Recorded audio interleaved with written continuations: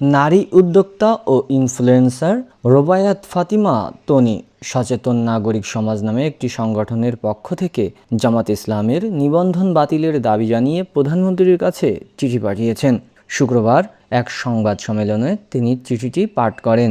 সংবাদ সম্মেলনে জানানো হয়, সংগঠনটির আহ্বায়ক নীলা ইসরাফিল আর সদস্য সচিব রোবায়াত ফাতিমা তনি। তিনি বলেন, বাংলাদেশ জামাতে ইসলামীর আমির ডক্টর শফিকুর রহমান এবং শীর্ষ নেতারা বিভিন্ন সময় বলেছেন যে কোনো নারী দলীয় প্রধান, রাষ্ট্রপতি বা সংস্কার প্রধান হতে পারবেন না। এটি দলটির ঘোষিত নীতি।